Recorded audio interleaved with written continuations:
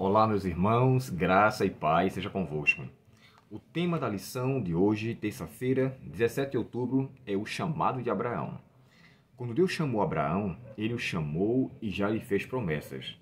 Ele pede para com que ele saia. Eu estava dando uma pesquisada, irmãos, sobre a idolatria de Abraão. E esse texto, quando fala assim, sai da tua terra, da tua parentela e da casa de teu pai e vai para um lugar que eu te mostrarei, não fala nada em relação, né? Eu citei para vocês o texto de ontem, de Josué capítulo 24, e o verso 2 e o verso 3, quando o próprio Josué, falando sobre os seus antecessores, ele menciona Abraão, que estava na casa de Terá, do qual ele era idólatra. Não se fala especificamente da idolatria de Abraão, mas mostra que o vínculo que ele estava ali. Existem duas ramificações sobre a questão de Abraão, como é que de fato ele procedia. Tem um registro, né? Porque assim, a Bíblia silencia sobre isso. Então a gente trabalhar com conjecturas fica meio que complicado. Mas há uma linha de pensamento muito forte, declarando que Abraão era idólatra, mesmo que ele tivesse sido da descendência de Sem, da descendência daqueles que na verdade eram tementes a Deus. Mas Ellen White descreve que pouco a pouco o povo foi se esquecendo. E é bem provável que Abraão também tenha feito parte dessa situação. E por que eu estou falando isso? Registros históricos, né, um livro chamado Livro dos Jubileus, um livro judeu, chega a descrever que Abraão, em sua adolescência, ele era idólatra. E, na verdade, ele tinha uma certa afeição, melhor dizendo, ele tinha uma certa afeição no tocante ao que o seu pai construía. Há quem diga até que ele era construtor de ídolos para com que o pai o adorasse. Mas como isso são documentos e registros que não são inspirados, a gente não tem como validar eles, né? Tanto o livro dos Jubileus ou qualquer uma outra tradição judaica. O que a Bíblia menciona é que a casa deles era de fato idólatra, eles adoravam outros deuses, como Josué descreve. Mas a pessoa de Abraão em si, ele tinha um certo vínculo, consequentemente, ele também fazia parte. Mas agora, quando Deus o chama e diz para que ele saísse do lugar onde ele se encontrava, queria que ele realmente se colocasse à disposição ao serviço de Deus. Porque Deus diz logo aqui de antemão, far-te-ei uma grande nação, né? Abençoarei os que te abençoarem. Essa bênção, irmãos, não deveria ter sido simplesmente ouvida como algo que poderia ser ou não ser. Abraão deveria levar a sério o chamado da qual ele foi colocado, do qual Deus o chamou.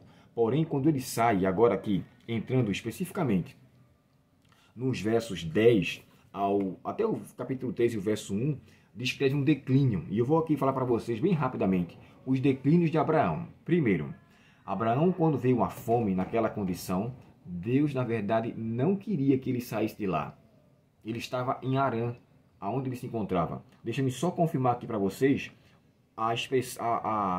o local onde ele estava. Naquele tempo, uma fome terrível atingiu a terra de Canaã. E Abraão foi obrigado a descer ao Egito. Pronto, então perdão, não estava em Harã, estava em Canaã. Aproximando-se da fronteira do Egito. Aí começa a descrever o que aconteceu. Primeiro ponto, ao sair de lá e não confiar em Deus, ele já demonstrou uma certa descrença. Primeiro erro. Segundo, ele não confiou no cuidado de Deus, no que ele poderia provir. Se Deus disse que faria dele uma grande nação, Abraão não podia raciocinar de que ele agora seria morto, seria extinto e que a fome assolaria se a promessa de Deus foi que, na verdade, ele seria pai de uma grande descendência. Então, o segundo ponto aqui que eu boto é não confiou no cuidado de Deus. O terceiro foi ele ter induzido Sara a mentir. Quando ele não só premedita uma mentira, ele ainda induz. Irmãos, a Bíblia fala que ai daquele que fizer o seu irmão errar o seu caminho. Então, assim, uma coisa é você fazer o que é errado, outra coisa é você induzir a outra pessoa a errar também, a ir do mesmo nível, sabe? E, lamentavelmente, Sara nem restringiu, nem chegou a falar para Abraão, meu filho, o que é isso? Não vamos mentir, vamos confiar em Deus. Lamentavelmente, de forma semelhante, aconteceu com Ananias e Safira, quando entraram em consenso ali para mentirem diante de Pedro daquela situação. Aqui acontece a mesma coisa. Ele mente e depois ele consegue fazer com que induza a pessoa a mentir. Logo, e naquela situação, houve um consenso e Deus, mais uma vez, foi saindo fora daquela situação. E o outro, Abraão pôs em risco, irmãos, mas ele pôs em risco muito grande a promessa de Deus. Como assim? Se por acaso o próprio faraó se relacionasse com a Sara e houvesse filhos ali, poderia até ser que depois tivesse filho com Sara, com Abraão, mas ela corria risco de vida ali também. Mas ele, acreditando em poupar a vida dele junto com ela, e mais preocupado com ele, né? Ele então traça aquela falácia, aquela mentira. E diante daquela situação, o que é que eu vejo aqui? Abraão colocou ela naquele risco e mais uma vez foi um declínio de ausência de confiança em Deus. Um passo errado leva a outro. E eu quero deixar aqui claro para vocês o seguinte: Abraão falhou e falhou feio. E não foi a primeira vez. A gente vai encontrar um episódio semelhante lá na frente. Quando ele chega a dizer para o Abimeleque, né? Ela é minha irmã e veio a se tornar minha esposa. Mais adiante, diante daquela situação. Então, assim, aqui eu vejo que Abraão, infelizmente, declinou e deixou de confiar em Deus naquilo que ele tinha para com ele. Aqui embaixo diz assim, ó: durante sua permanência no Egito, Abraão deu prova de que não estava livre da fraqueza e imperfeição humana. Ocultando o fato de que Sara era sua esposa, evidenciou desconfiança no cuidado divino, falta daquela fé e coragem sublime, tão frequentemente e nobremente exemplificada em sua vida. Ele sai com fé, mas agora age como um incrédulo. Então, o que eu entendo aqui desse texto é que Deus, em sua paciência e misericórdia, aceitou Abraão de volta, mesmo após tantos declínios. E a lição embaixo diz assim, ó: Deus é paciente e não rejeitou seu servo por seu erro, que infelizmente não seria o único que Abraão cometeria. Como eu falei para vocês, ele fez outro erro semelhante a esse. E um conforto saber que, apesar de nossos erros, se nos apegarmos ao Senhor com fé e submissão, como fez Abraão, nossos pecados e falhas são perdoados. E Ele ainda assim nos habilita para a sua missão.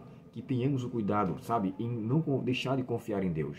Que tenhamos o cuidado de viver uma vida de desconfiança.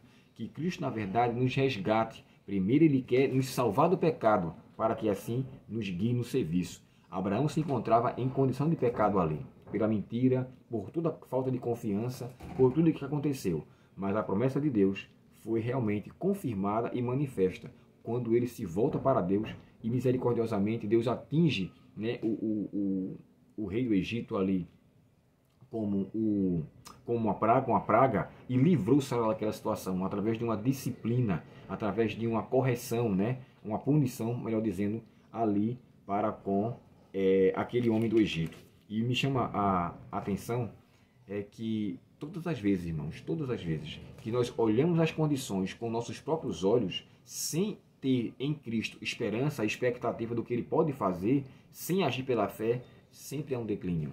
É um declínio superficial que leva a outro declínio, até vir uma queda por completo. Deus livrou Abraão aqui pela primeira vez, mas infelizmente ele cometeu novamente, mas não deixou de usar o seu servo. Em paciência e misericórdia, ele o trouxe. Que nós, quando estivermos nessa condição, nos voltemos para Deus, caso viemos a cair. E se tivermos a percepção de que aquilo é algo contrário ao que Deus quer, que também evitemos, né, como Jó, íntegro, reto e se desviava do mal. E assim possamos fazê-lo também. Oremos ao Senhor.